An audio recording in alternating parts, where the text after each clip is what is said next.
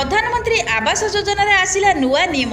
प्रधानमंत्री ग्रामीण आवास योजना रे घर देवाक पंचायत राज विभाग प्रस्तुत करिछि नुआ गाइडलाइन।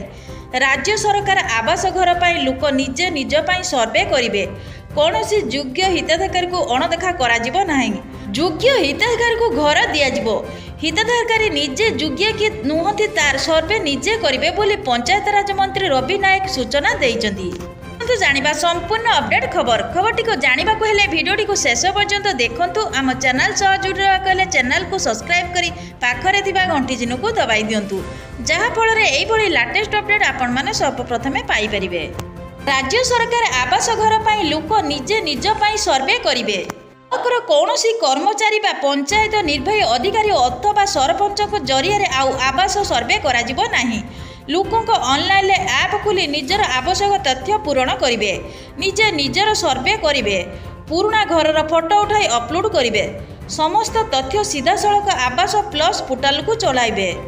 एने आसंता डिसेम्बर मासरे प्रति गाँव में एने कैंप करा लोके एही कर्मशाला रे जोग देई सचेतन हेबे बोली पंचायत राज मंत्री रवि नायक सूचना प्रदान करिसेंति।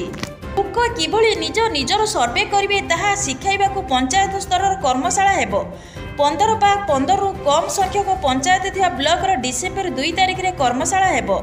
16 रु 25 टी पंचायत अथवा ब्लॉक रे 2 और 3 तारिख रे कर्मशाला हेबो। 25 रु अधिक पंचायत थिया ब्लॉक रे 2, 3, 4 तारिख रे कर्मशाला हेबो। स्थानीय लोक जेभली एही आवास कर्मशाला हेउछि बोली जानि परिबे, सेथिपे व्यापक प्रचार प्रसार करबाकू पंचायत राज मंत्री रवि नायक सूचना प्रदान करिसेंति।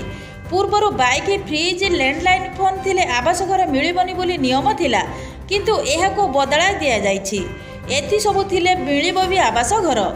पूर्वर परिवार मासिक आय सीमा सर्वाधिक 10,000 रहिथिला, एहाको 15,000 करा जाइछि बोली पंचायत राज मंत्री कहिसेंति। एही योजना रे दिव्यांग और विधवा मानको अग्राधिकार दिया जिवो। 2 मास मध्यरे एहार भी सर्वे करा जिवो। यह अवधि माध्यम आवेदन और ऑनलाइन माध्यम से सेसबुर जांच करा जिवो।